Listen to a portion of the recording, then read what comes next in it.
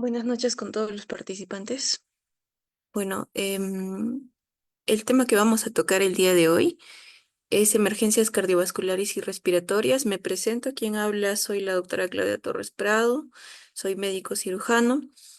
Y bien, a ver, vamos a comenzar.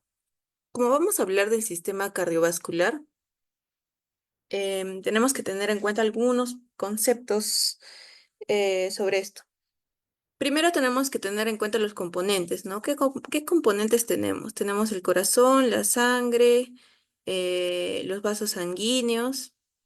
Luego tenemos las funciones del corazón, ¿no? Básicamente la distribución, eliminación, transporte, mantenimiento y prevención, básicamente del flujo cardiovascular. Las fases del ciclo cardíaco tenemos la sístole y la diástole. La sístole es cuando se contrae el corazón y la diástole cuando se relaja, ¿no? Tenemos también lo que es el gasto cardíaco, que es la cantidad de sangre que se expulsa, que expulsa el corazón en un minuto, que tiene su fórmula, ¿no? Gasto cardíaco es igual al volumen sistólico por la frecuencia cardíaca. Y bueno, a ver, eso es lo que vamos a ver por mientras. Bueno, tenemos que tener en cuenta los factores de riesgo cardiovascular que vamos a tener en un paciente, ¿no? Tenemos los factores no modificables y los factores modificables. Factores no modificables como el sexo masculino.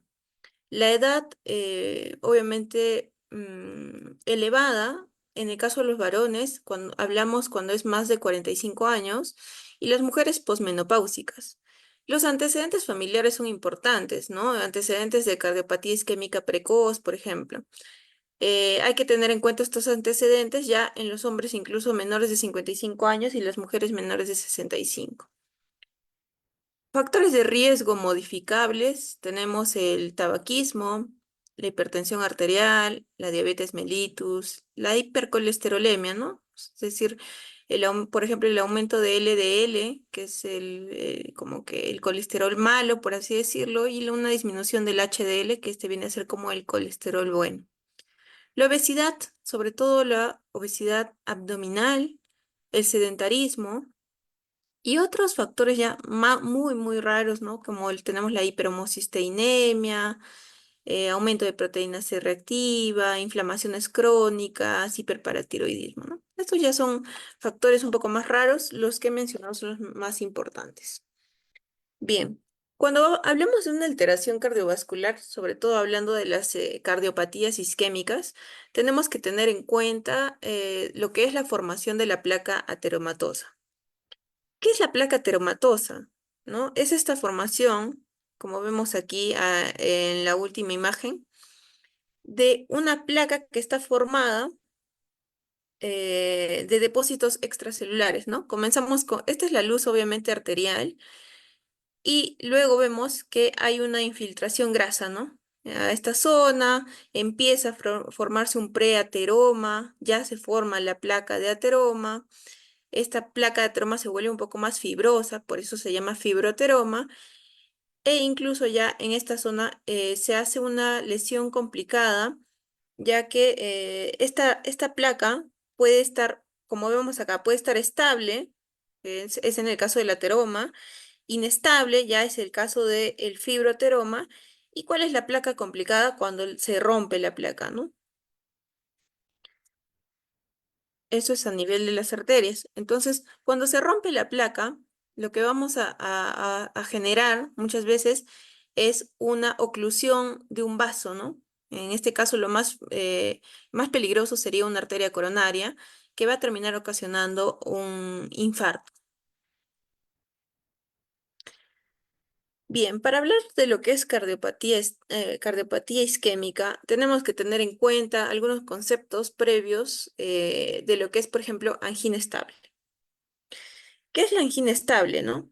La angina estable es un dolor que vamos a denominar un dolor opresivo, como vemos acá, acá se está presionando la zona precordial, retroesternal, ¿no? Entonces es un dolor opresivo en la región precordial, retroesternal, que se va a irradiar, puede irradiarse al brazo, perdón, al brazo izquierdo, puede irradiarse a la mandíbula, puede irradiarse al epigastrio o a la zona subescapular, ¿no?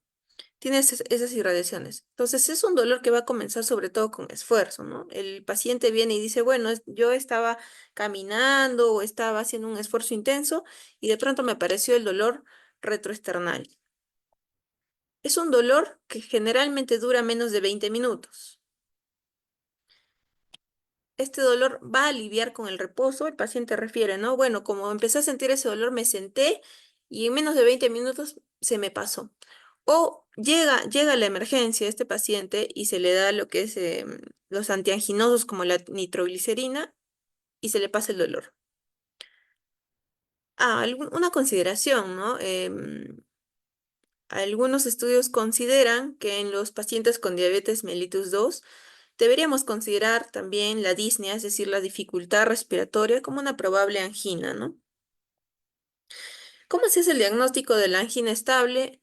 Bueno, hay que hacer diferentes exámenes que tenemos, por ejemplo, el test de esfuerzo, un ecocardiograma de esfuerzo, la gammagrafía de perfusión y, bueno, la coronariografía, que este va a ser el gol estándar, ¿no? Estas pruebas funcionales van a apoyar al diagnóstico y al pronóstico de una angina estable. Una vez que hemos visto la angina estable, vamos a hablar del síndrome coronario agudo. Eh, ok, ya. Cuando nosotros sacamos un electrocardiograma, este es un electrocardiograma normal en una derivación 2. Usualmente vemos la derivación 2. Vamos a tener estas imágenes, ¿no? Acá hay que reconocer la onda P, luego sigue el complejo QRS. Y luego sigue, bueno, acá está el segmento ST y luego sigue la onda T, ¿no? Reconocemos eso como normal, como vemos hay una frecuencia normal, hay una distancia regular entre cada complejo QRS. Bien, en el síndrome coronario agudo podemos tener dos escenarios. El primer escenario es que tengamos, le denominamos SICA, ¿no? Es el acrónimo, ¿no? Perdón, es bueno, las iniciales, ¿no? SICA sin elevación del ST. Como ya hemos mencionado, está este segmento ST. Es decir, que cuando sacamos el electrocardiograma, a veces no es tan sencillo dar un diagnóstico con el electrocardiograma, porque a veces el electrocardiograma sale, es decir, sale normal, ¿no? Acá vamos a tener lo que es la angina inestable, que ya sería pues todo lo contrario de lo que hemos hablado de la angina estable, ¿no? Un dolor retroesternal que dura más de 20 minutos, que incluso empieza en el reposo, eso vendría a ser una angina inestable. Y acá también tenemos lo que es el infarto agudo de miocardio con la no elevación del ST, ¿no? Tendríamos esas dos opciones. Y luego tenemos el SICA con elevación de ST, ¿no? Este viene a ser el más complejo, ¿no? Porque cuando sacamos el electrocardiograma, igual acá estamos en una derivación 2, vemos una elevación, acá está, la elevación del segmento ST, ¿no? Aquí está. No solamente hacemos uso del electrocardiograma en un síndrome coronario agudo, sino también nos apoyamos de lo que son las troponinas. Estos biomarcadores van a aparecer en diferentes horas, ¿no? Por ejemplo, el que primero aparece es la mioglobina, luego tenemos las troponinas que van a aparecer desde las 4 horas y a veces están hasta el séptimo, décimo día, ¿no? Listo. Entonces, el manejo de un síndrome coronario agudo se hacer primero la valoración primaria, ¿no? Hay que ver si el paciente respira adecuadamente, hay una ventilación adecuada, una circulación adecuada. ¿Qué pasaría? Que puede ser común, ¿no? Un paciente con infarto agudo de miocardio que entra en paro, hace parada cardíaca, lo que vamos a hacer es eh, reconocer la parada cardíaca. Es un paciente que está inconsciente, que tiene respiración ausente o anormal. Activamos el sistema de emergencias ¿qué estamos haciendo en todo esto? En todo este proceso estamos haciendo los eslabones de la reanimación cardiopulmonar, ¿no? Comenzamos con 30 compresiones torácicas, 2 respiraciones de rescate, hacemos ciclos de 32, es decir, 30 compresiones torácicas con 2 respiraciones de rescate. Y una vez que llega el desfibrilador manual automático, lo encendemos y seguimos las instrucciones, ¿no? Donde nos va a decir si el ritmo es desfibrilable o no desfibrilable. Bien, cuando damos el tratamiento, ya hemos hablado cuál es el tratamiento inicial, ¿no? Hacer el ABC, la valoración primaria. Luego tenemos algunos fármacos, como es, por ejemplo, la nitroglicerina. Esta nitroglicerina la podemos usar sublingual. Lo que va a hacer es una dilatación venosa, lo cual va a ayudar a disminuir la precarga del corazón, es decir, le va a disminuir el trabajo al corazón en ese momento. Y bueno, también en algunos centros usan lo que es el isorbide sublingual. Luego, posteriormente, vamos a hacer la antiagregación plaquetaria, ¿no? Esto lo hacemos con el ácido acetil salicílico o el clopidogrel, generalmente en dosis de ataque, es decir, en dosis altas. Utilizamos lo que son los beta block. ¿Por qué? Porque cuando a veces hay un infarto, hay también el tema de alteraciones del ritmo cardíaco. Entonces, esto nos va a ayudar. Utilizamos también estatinas y utilizamos oxígeno si es que hay una desaturación. Solo si desatura le ponemos oxígeno. Todo esto es importante, pero ya lo que es el tratamiento específico de estos cuadros va a ser la reperfusión cardíaca, ¿no? Em, Esto lo vamos a hacer en los SICAs con ST elevado. Esta reperfusión cardíaca, bueno, tenemos dos tipos, ¿no? La angioplastía percutánea. Esta angioplastía percutánea es el tratamiento de elección. Como vemos aquí, se ingresa con este catéter, se coloca un tubo con stent y el catéter inflable, se infla el catéter y básicamente de esta manera, como vemos acá, está la arteria en corte transversal, está la placa que está ocluyendo, está generando una isquemia. Una vez que hemos colocado el stent, la placa se comprime, es decir, abrimos la luz de la arteria para que continúe el flujo sanguíneo con normalidad.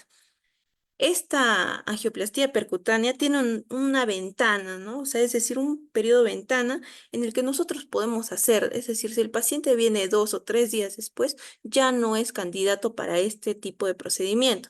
¿Cuánto es el tiempo ventana? Se dice que es más o menos 12 horas.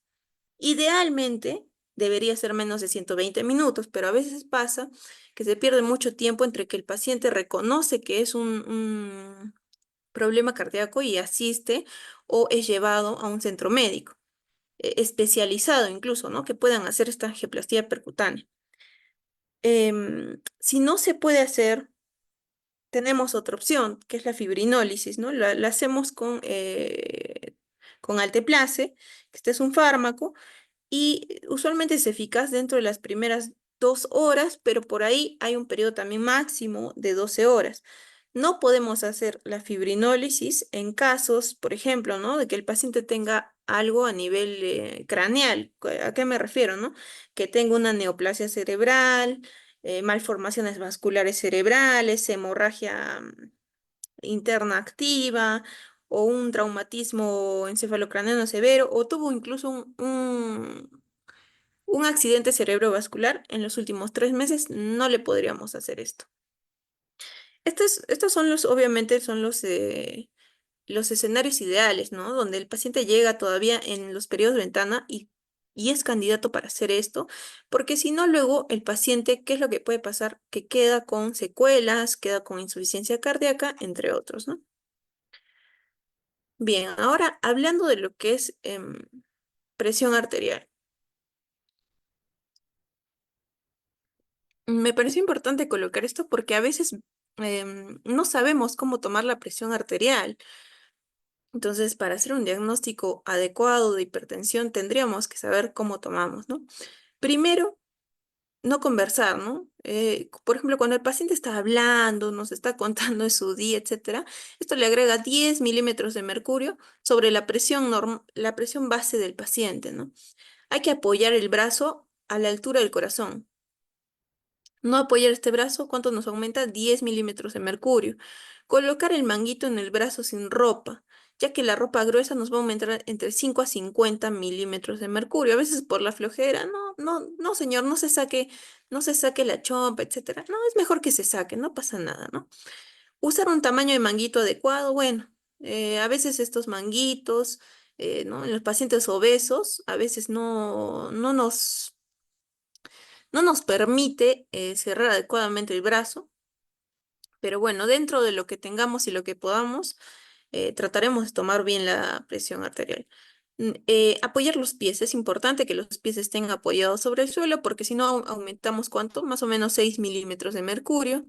No cruzar las piernas, nos aumenta de 2 a 8 milímetros de mercurio. Tener la vejiga vacía, es decir, la vejiga llena nos aumenta más o menos 10 milímetros de mercurio y apoyar la espalda, ¿no? No apoyar la espalda nos agrega 6 milímetros de mercurio. Antes de medir toda esta presión arterial, tenemos que tener en cuenta que no la medimos apenas llega el paciente, ¿no? Generalmente esperamos 5 a 10 minutos porque no sabemos si el paciente ha venido caminando, corriendo, trotando, ¿no? Tener la vejiga vacía, no haber comido, importante, ¿no? No haber ingerido bebidas con cafeína, porque esto también nos puede aumentar la presión arterial. No haber fumado, ni haber practicado actividad física en los últimos 30 minutos, ¿no? Todo esto, ¿para qué? Para que podamos hablar de lo que es la hipertensión arterial. Nosotros acá en el Perú tenemos nuestra normativa de nuestra resolución ministerial del 2015, todavía ya es antigua, pero nos habla, ¿no? Que tenemos que tener. ¿Cómo hacemos el diagnóstico? Hacemos un diagnóstico con dos mediciones, con al menos 7 días de diferencia, em, que nos salga valores mayor o igual de 140, acá hablo de la presión sistólica, o mayor o igual de 90 la presión diastólica, ¿no? También tenemos este mapa, que es la monitorización ambulatoria, ¿no? De la presión arterial. A estos pacientes se les da este monitor, como ven acá, y el paciente está 24 horas, a veces 12 horas, 24 horas generalmente se le toma la presión arterial, y acá, como es un método un poco más detallado, acá la presión arterial se tiene en cuenta como mayor o igual de 130 la presión sistólica y mayor o igual de 80 la presión diastólica. La hipertensión arterial va a tener etiologías, ¿no? Generalmente hablamos de una etiología primaria, ¿no? En el 85% de los casos, ¿qué quiere decir primaria? Hablamos de lo que es la presión el aumento de la presión arterial, digamos, esencial, lo que la mayoría de gente tiene, ¿no? Y luego ya tenemos lo que es la secundaria. Esto corresponde al 15%. ¿Secundario a qué? Pues no, puede ser secundario a lo que es la estenosis renal, por ejemplo. ¿No? Esta estenosis renal viene con hipertensión arterial y cuando hacemos el examen físico a veces hay un soplo lumbar. Hay causas endocrinas también, puede ser síndrome de Cushing, hipotiroidismo, hiperaldosteronismo primario, la coartación de aorta también. em, bueno, básicamente eso, ¿no? También tenemos algunas causas un poquito ya más, más rebuscadas, ¿no? Como el feocromocitoma, el síndrome de Cohn, entre otros, ¿no? Entonces, estas causas son un poquito más raras y deberíamos buscarlas, sobre todo en pacientes en que, por ejemplo, son jóvenes, ¿no? No es muy normal que un joven tenga hipertensión arterial. Este año salió la guía de la Sociedad Europea de Cardiología, donde ellos nos dan estos valores. Por ejemplo, ¿no? Te dice la presión arterial en el consultorio. Ellos mencionan que una presión arterial no elevada debería ser menos de 120/70. Mientras que una presión arterial elevada va desde el rango de 120/70 hasta 140/90. Bueno, menor de 140/90, ¿no? Y ya hipertensión la definen como 140/90. Eh, bueno, también tenemos lo que es la presión en el hogar, ¿no? Esto es una medida ya más bien propia del paciente que se puede hacer, ¿no? En estos casos se toma presiones de 135 hasta 85 y tenemos la monitorización ambulatoria de la presión arterial, ¿no? Por ejemplo, ellos lo toman como diurno, nocturno y de 24 horas, ¿no? Que es el que hemos visto, 24 horas, 130/80. Entonces acá hay una pequeña variación.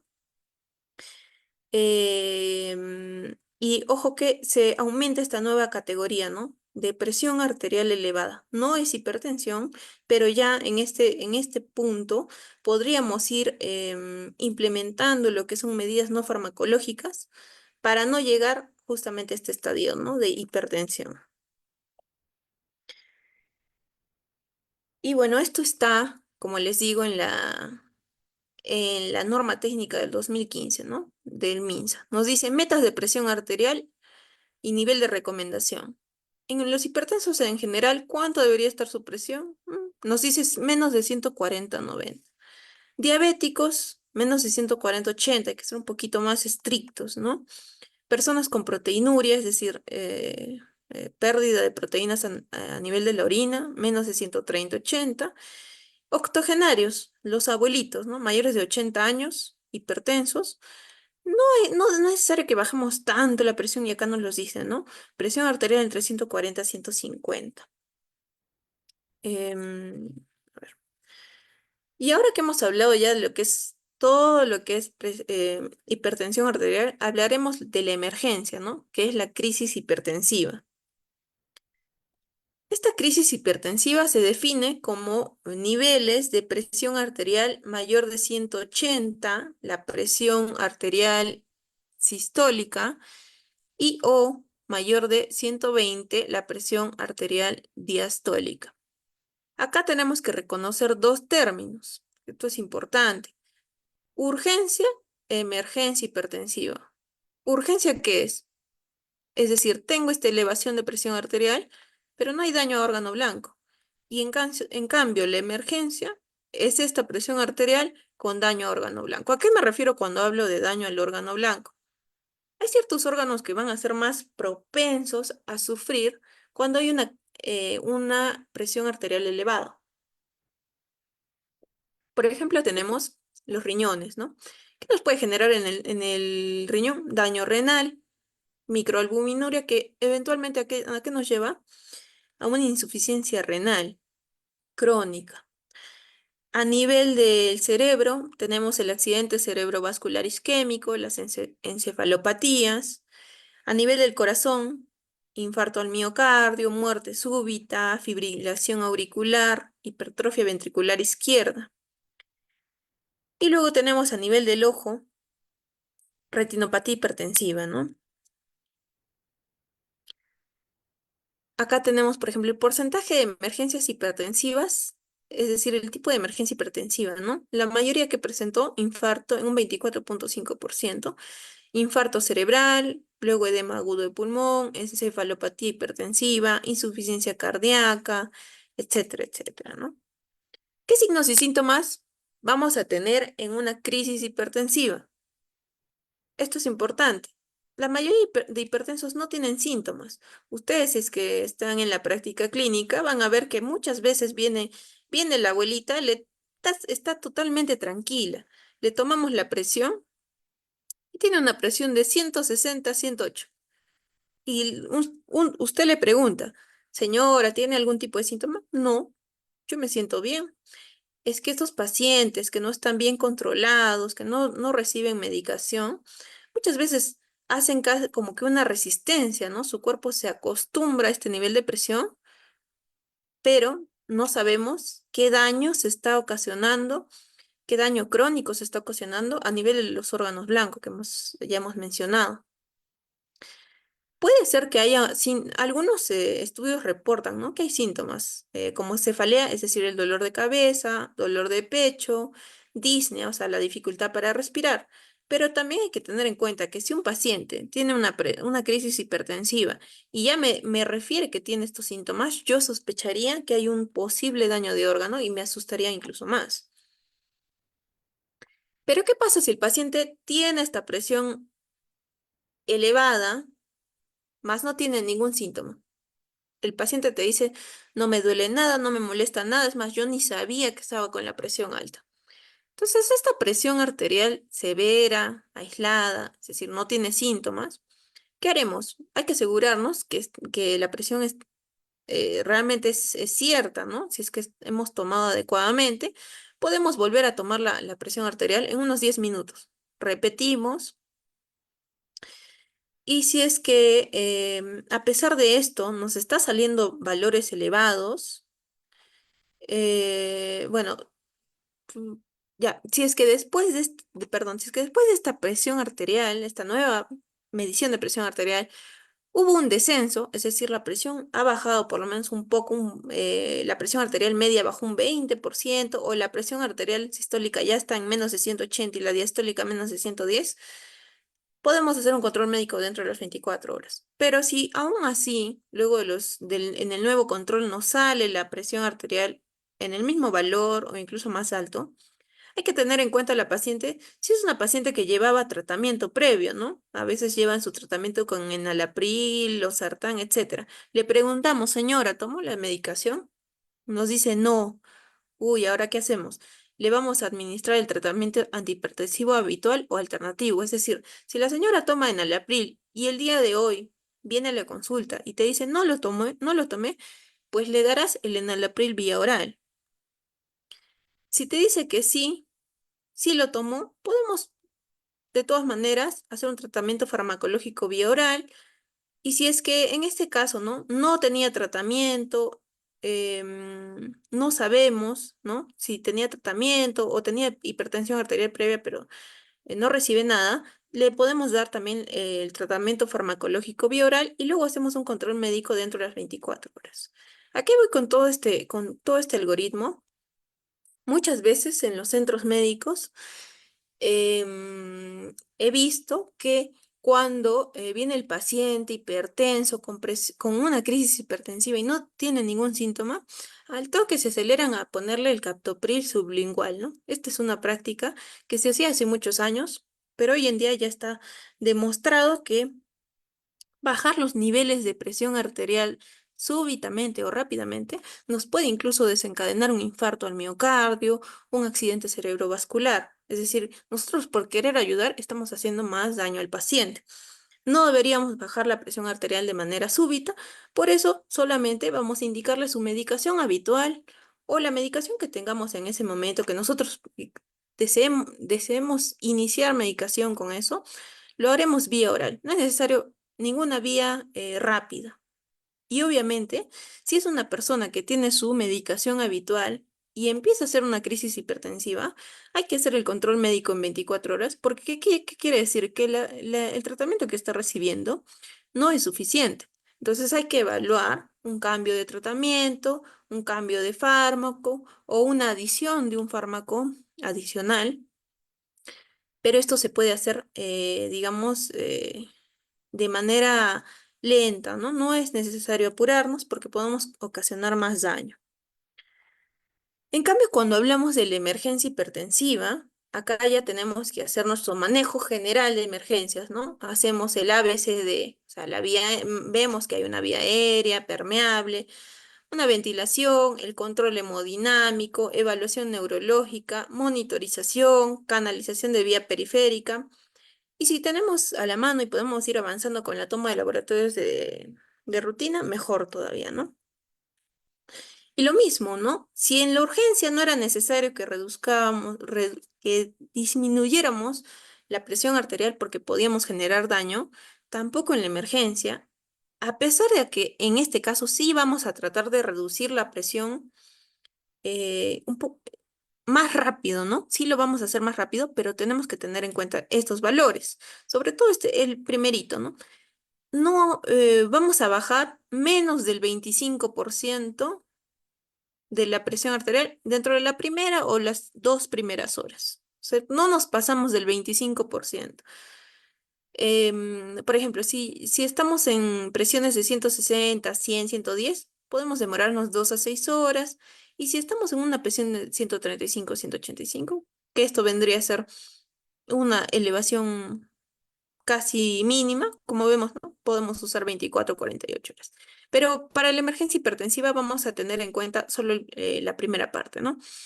Bajamos menos del 25%, algunos dicen menos del 20%, dentro de la primera y segunda hora. Ya, un pequeño ojito acá.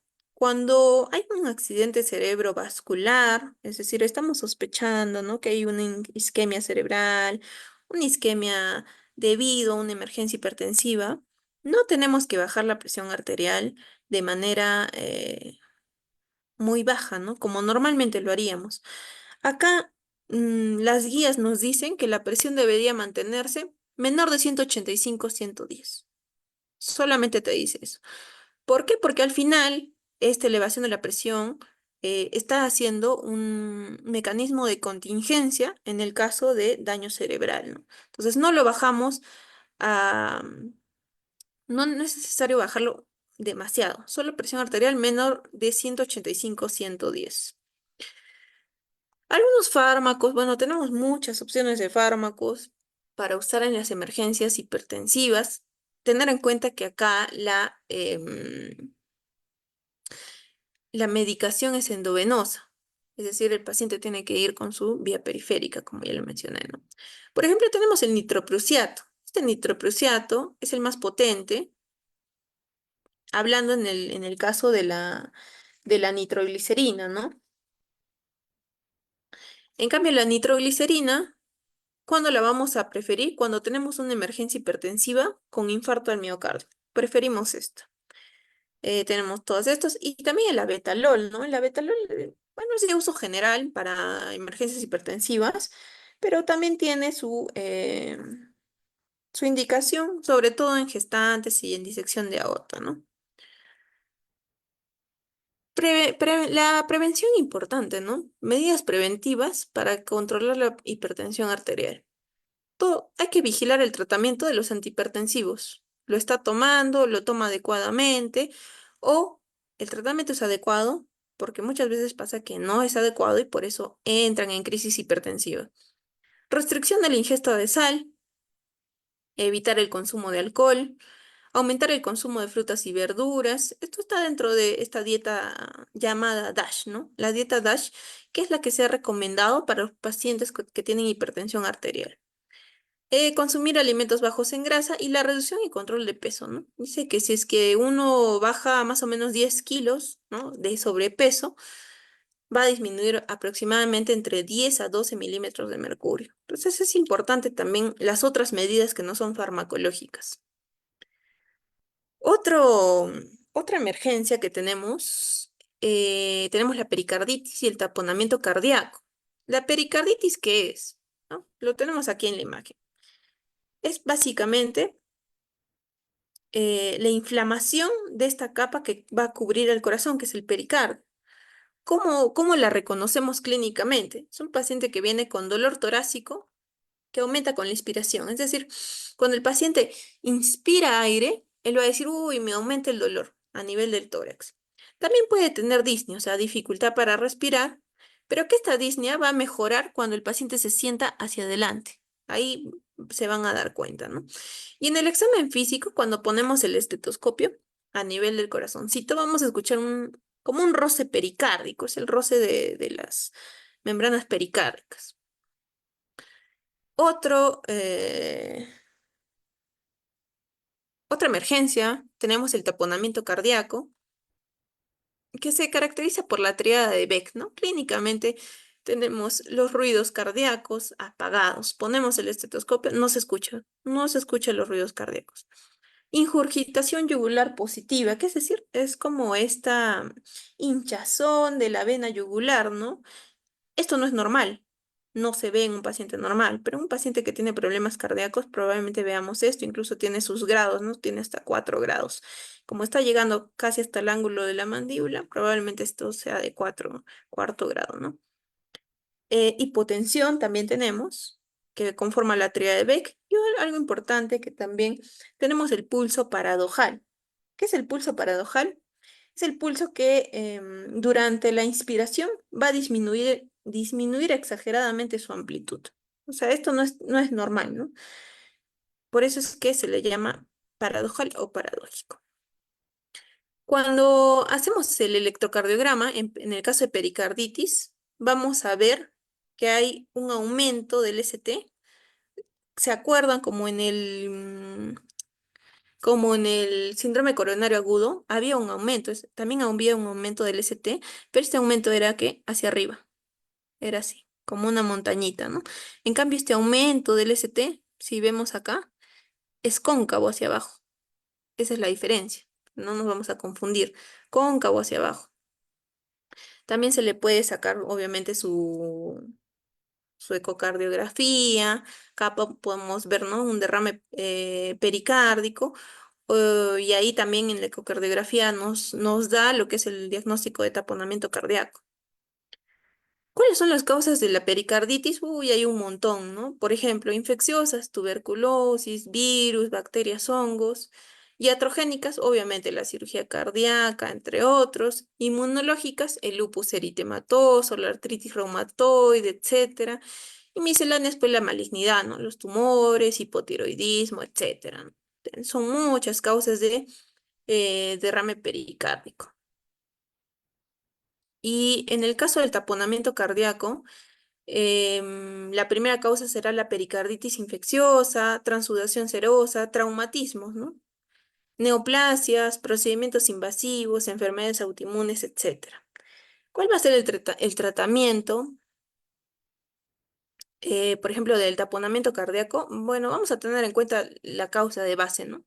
De acuerdo a eso también vamos a actuar, pero el tratamiento de emergencia es la pericardiocentesis. Esta pericardiocentesis, es decir,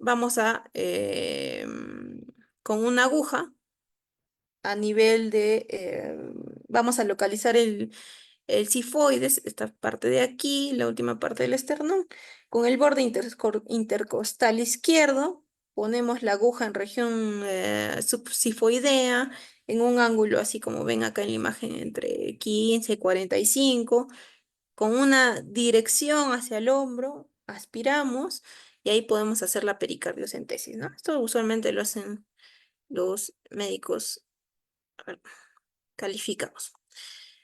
Bueno, ahora vamos a hablar de lo que son las emergencias respiratorias. Una emergencia respiratoria muy frecuente es la insuficiencia respiratoria aguda. Esta insuficiencia respiratoria aguda, ¿qué es? Es la disfunción del aparato respiratorio que produce una alteración en el intercambio gaseoso normal, una incapacidad para mantener unos niveles óptimos de oxígeno. ¿Y por qué se le denomina aguda? Porque va a aparecer de manera rápida, ¿no? Se puede instaurar en lo que es minutos, horas, días, y no solamente tiene pues alteraciones en la oxigenación, sino también que viene con alteraciones del equilibrio ácido-base. Cuando tenemos un paciente con insuficiencia respiratoria, bueno, en los hospitales se hace lo que es el AGA, ¿no? El análisis de gases arteriales, es decir, se saca una muestra de la arteria y esta se lleva al laboratorio. Este análisis este AGA nos va a dar un montón de datos, ¿no? Que nos sirve también para hacer el diagnóstico del equilibrio de ácido-base. Bueno, ese es otro tema. Pero dentro de este análisis, lo más importante que tenemos que tener para hacer el diagnóstico de insuficiencia respiratoria aguda es la presión arterial de oxígeno, ¿no? Que va a estar menos de 60, que esto se traduce como una hipoxia, y la presión arterial de CO2, que va a estar más de 50 o más de 45 milímetros de mercurio, y a esto le denominamos hipercapnia, ¿no? Cuando hacemos la pulsoximetría, también esto nos puede indicar que hay una insuficiencia respiratoria. Obviamente que el diagnóstico es mucho más claro con el AGA, pero bueno, de primera instancia una pulsoximetría menor de 90 ya nos indica que hay una cierta falla respiratoria, ¿no? Pero obviamente esto hay que tenerlo en cuenta de acuerdo a los metros sobre el nivel del mar, ¿no? Cada ciudad tiene su nivel de oxígeno, ¿no? Tenemos la clasificación de la insuficiencia respiratoria. Son 4 tipos, pero los más frecuentes es el tipo 1 y el tipo 2. Dentro de estos, el más frecuente es el tipo 1, ¿no? El tipo 1 es la hipoxémica, que es decir que acá hay una presión arterial de oxígeno menos de 60. ¿Y cuáles son las causas más comunes? Pues puede ser neumonía, edema agudo pulmonar, atelectasias, etcétera. El tipo 2 tenemos la hipercápnica, que es con un aumento de la presión de CO2 más de 50. Acá, por ejemplo, el EPOC, ¿no? Muy común. El asma, también podría ser el COVID. El tipo 3 es perioperatoria, porque ya acá aparecen pues trastornos electrolíticos, dolor, ilio, cirugía mayor. Y el estadio 4 cuando hay un estado de shock, el choque cardiogénico, el choque séptico.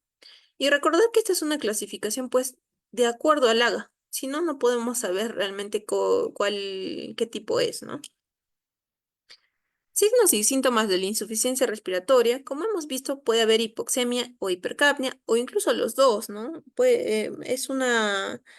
Hay una clasificación 1-2 mixta.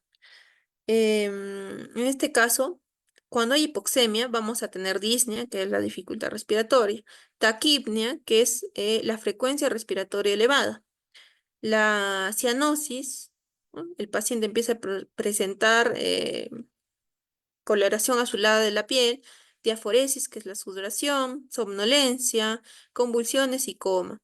En cambio, cuando hay hipercapnia, vamos a ver que hay desorientación, somnolencia, dolor de cabeza, asterixis, que es este movimiento como un temblor anormal de la mano cuando lo colocamos en una posición específica, temblor y coma, ¿no?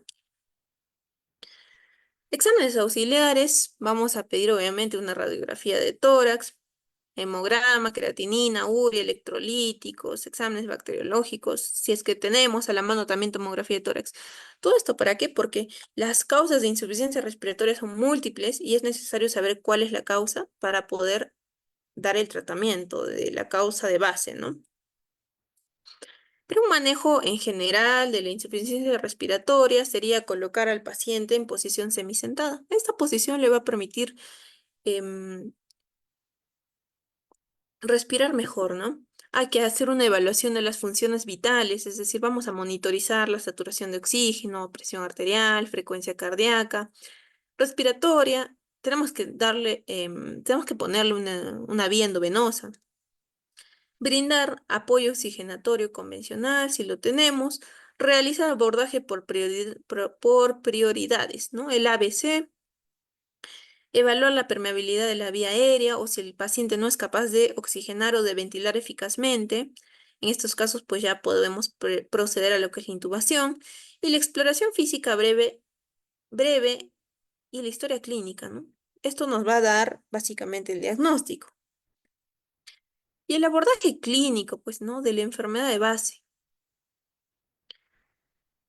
Entonces, en esta insuficiencia respiratoria, el manejo, ¿qué será? El oxígeno. Entonces, hacemos la oxigenoterapia. Pero esta oxigenoterapia, sabemos que existe oxigenoterapia de bajo flujo y alto flujo.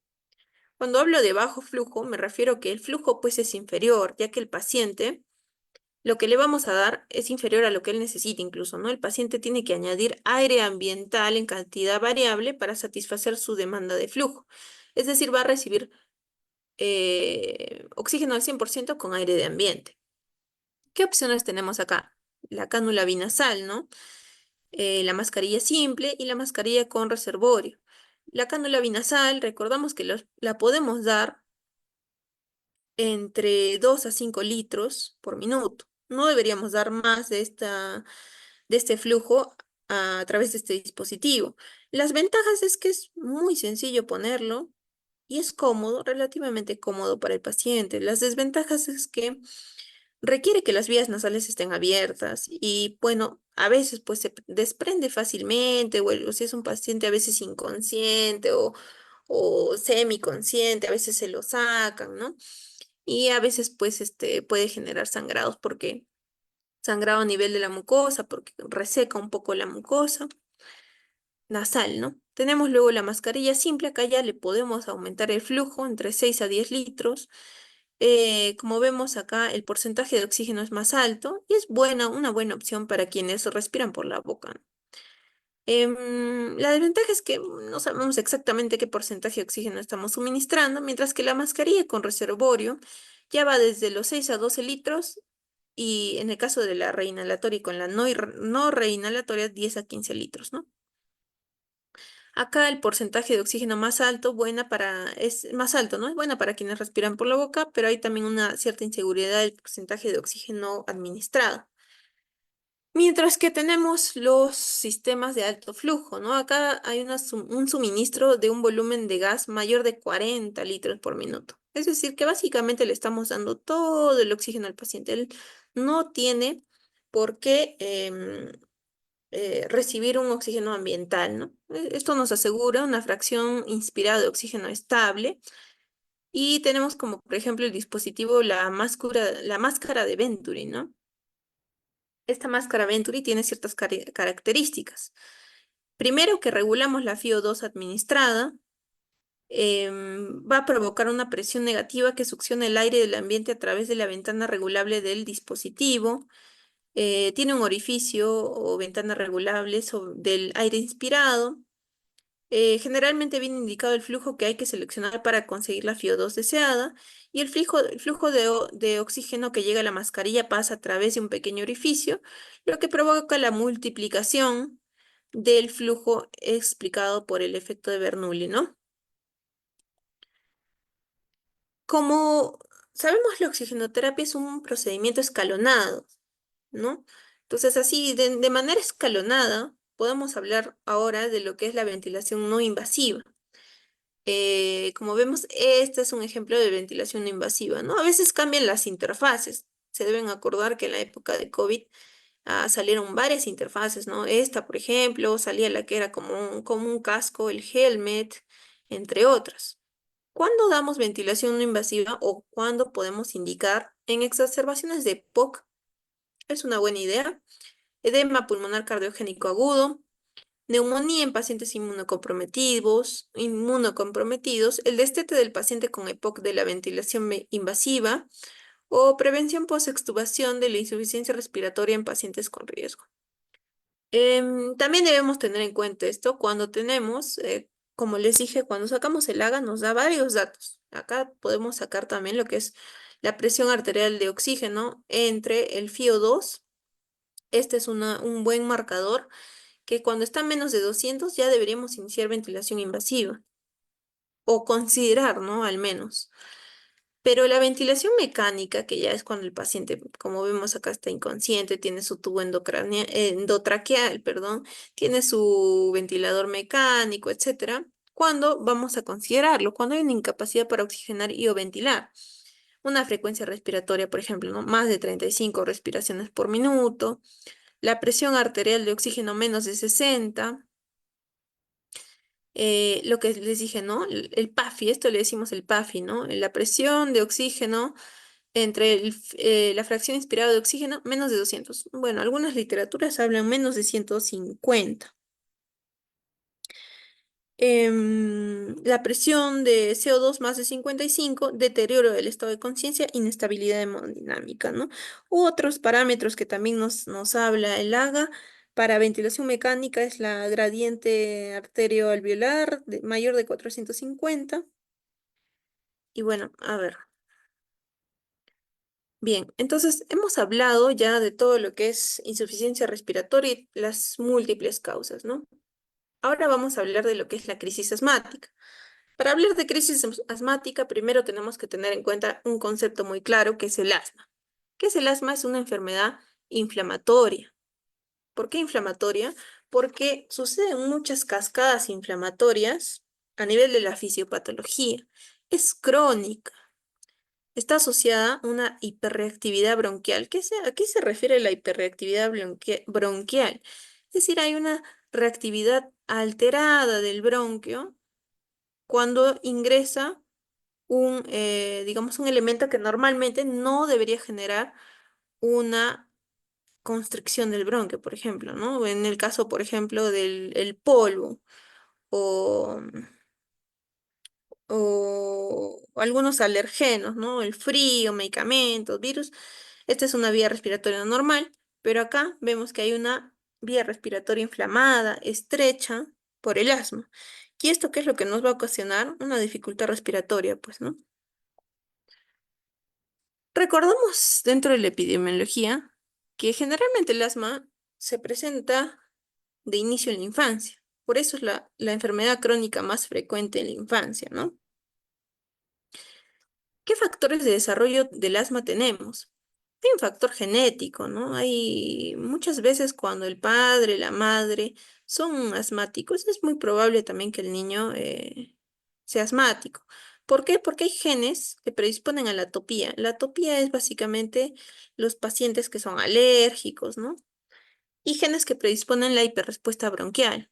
La obesidad, el sexo, en este caso femenino, factores medioambientales, están los alergenos, las infecciones, sobre todo los virus, tabaquismo pasivo, polución, dieta, clima, entre otros, ¿no? ¿Cómo es el cuadro clínico en general del asma? Bueno, y también de la crisis asmática, ¿no? Una insuficiencia respiratoria, bueno, la dificultad respiratoria, tos seca. Esto sí es del asma, ¿no? Muy frecuente. Tos nocturna, respiración sibilante, ¿no? Generalmente las sibilancias son esos sonidos que vamos a escuchar al final de la expiración. Una sensación de opresión en el pecho. Pero ¿cuáles son los factores de riesgo para sufrir una exacerbación? O sea, ya yo soy asmático, pero ¿cuáles son las causas para que un asmático haga una crisis asmática? Mal control actual del asma, ¿no? Si a veces hay unos estudios donde vemos los niños que están en hospitalización, que están hospitalizados porque tuvieron una crisis de asma fuerte, les preguntamos, ¿no? ¿Y está tomando su medicación para el asma? No, no la toman o la toman inadecuadamente. También una exacerbación en los últimos 12 meses también es un factor predictor, ¿no? Asistencia previa a la UCI o intubación por asma, eosinofilia en esputo o sangre, uso excesivo de SABA, ¿no? SABA es los beta-agonistas de acción rápida, como el salbutamol. Si usamos mucho de esto, ¿no? Por ejemplo, más de un cartucho al mes. Normalmente el salbutamol debería durar un mes. Infratratamiento con glucocorticoides inhalados, ¿no? Actualmente se recomienda que en el tratamiento de asma esté estos glucocorticoides. Si no están prescritos, si hay una mala adherencia o una mala técnica de inhalación, esto también hay que averiguar, ¿no? A veces el paciente tiene el tratamiento, pero no sabe cómo hacer la inhalación. Entonces, si tenemos que tomarles examen a los pacientes, a ver cómo están utilizando el inhalador. Este es un valor que lo vamos a ver en la espirometría, un examen, ¿no? Que es el FEB1 basal bajo, también están los problemas psicosociales, la exposición al humo del tabaco o exposición al alergeno si está sensibilizado. Eh, bueno, ¿no? Esto, por ejemplo, ¿no? Hay muchos niños que son alérgicos a los animales, a los gatos, a los perros, y a veces cuando se exponen al alergeno pueden generar una crisis asmática. Comorbilidades como obesidad, rinosinusitis, alergia alimentaria o el embarazo también puede generar crisis asmática. Entonces, como la crisis asmática es algo que está más estudiado en los niños porque son la población en quienes más se da, lo que tenemos que tener en cuenta antes de dar el tratamiento es que tenemos que sacar la gravedad, ¿no?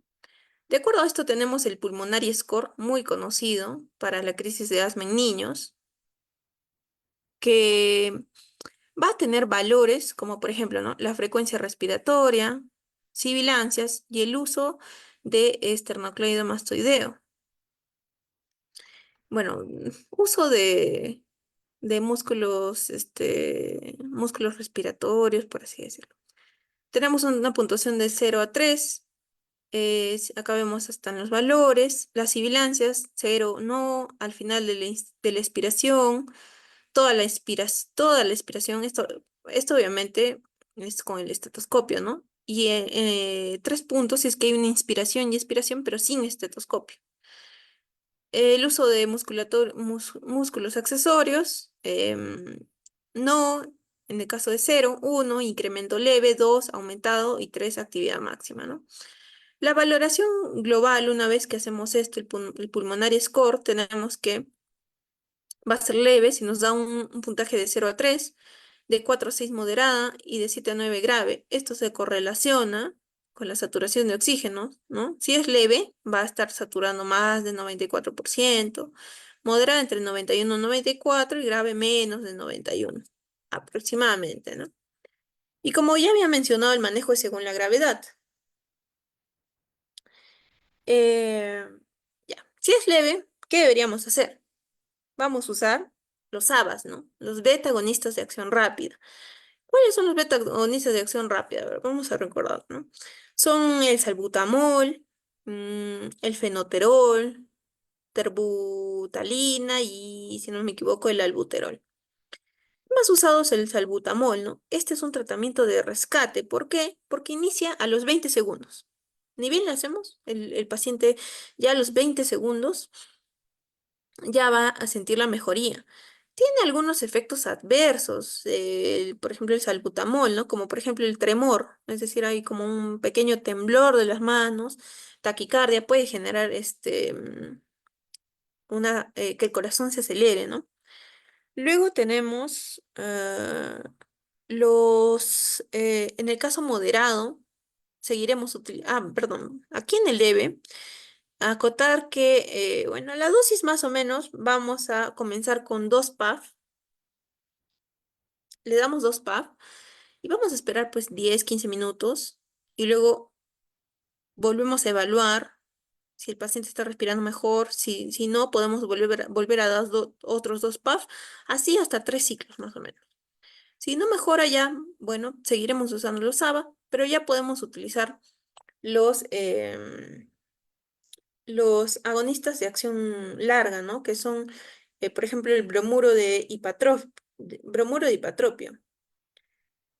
Y ya el paciente debe irse con la receta o la prescripción de corticoides inhalados. Luego, si es que es un caso severo, ya deberíamos iniciar SABA, que vienen a ser los agonistas beta 2 adrenérgicos de acción larga, los AMA, los corticoides inhalados, los LABA, el metilprednisolona o la hidrocortisona e incluso el sulfato de magnesio, ¿no? Ya incluso cuando el paciente está haciendo preparo, a veces ya se les da adrenalina y se los intuba y van directamente a UCI, ¿no? Ya. Bueno, eso es en el caso de lo que es crisis asmática, ¿no? Va a depender, como hemos dicho, el manejo según la gravedad y recordar que para la prevención de las crisis asmáticas, el paciente asmático tiene que estar recibiendo su tratamiento adecuado para el asma, ¿no? Ahora, de acuerdo, el asma tiene niveles también, así como la crisis asmática, tenemos tipos o niveles de asma, que es el intermitente, leve, moderado, severo, y de acuerdo a eso va el neumólogo, da el tratamiento, ¿no? Otra emergencia respiratoria, tenemos el neumotórax. ¿A qué denominamos neumotórax, no? Es la presencia de aire dentro del espacio pleural. Esto va a alterar la presión negativa intrapleural y va a provocar un colapso. Este es el colapso pulmonar, que puede ser parcial o total.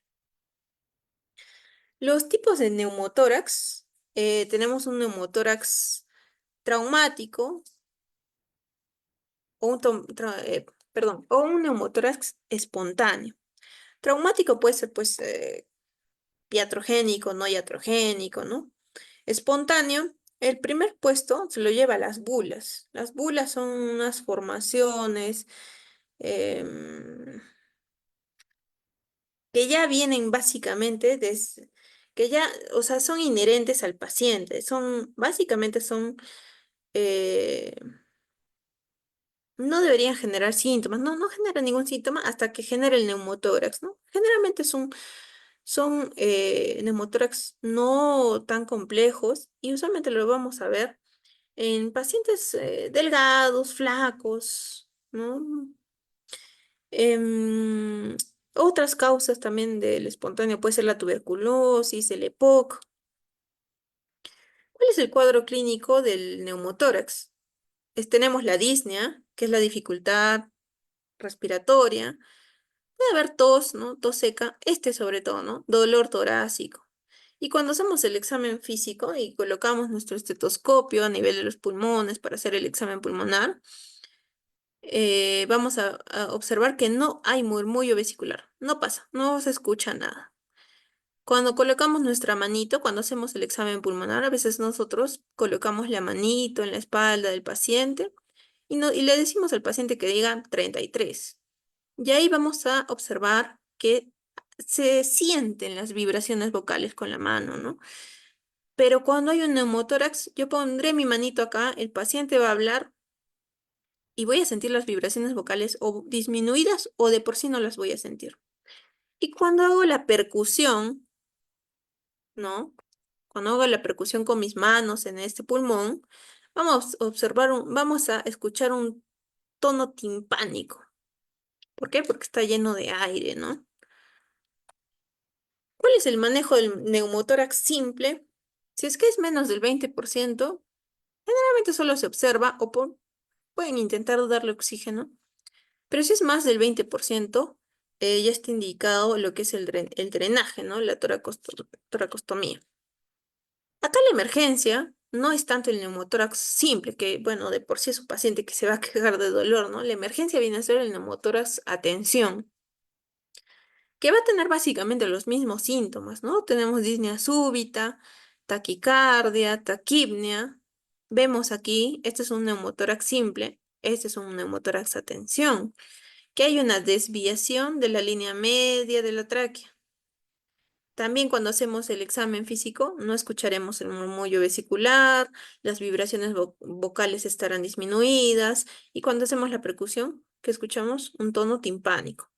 Pero importante, hay inestabilidad hemodinámica que se presenta clínicamente como la hipotensión.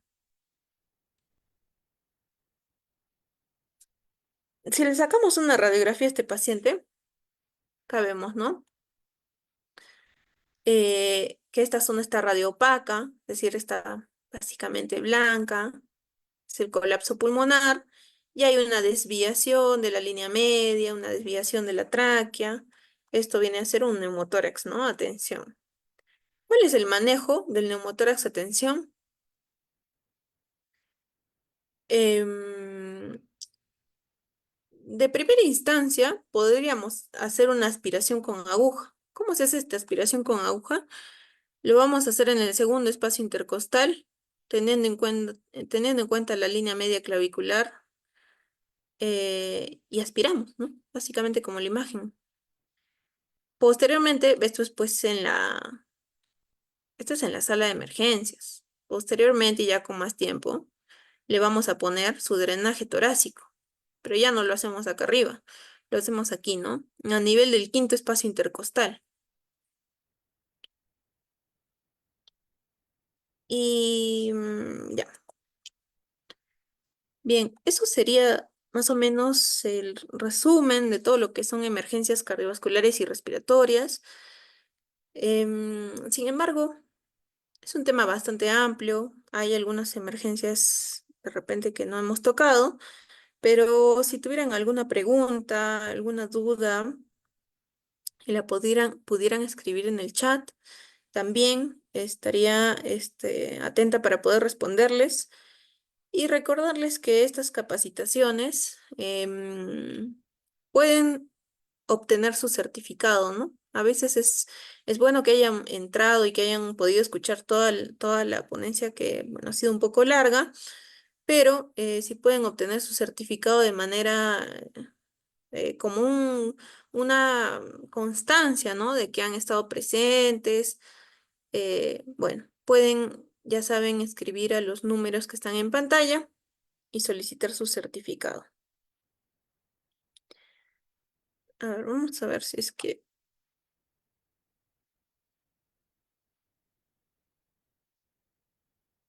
Bien, entonces esperaremos si es que alguien se anima a hacer alguna pregunta.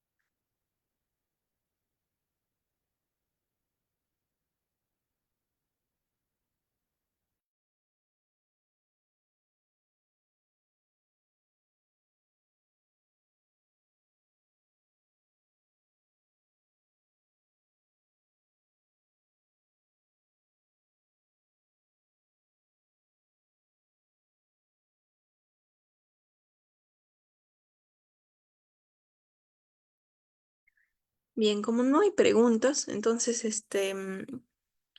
bueno, eh, recordarles que pueden solicitar su certificado y nada, con esto terminamos la capacitación del día de hoy.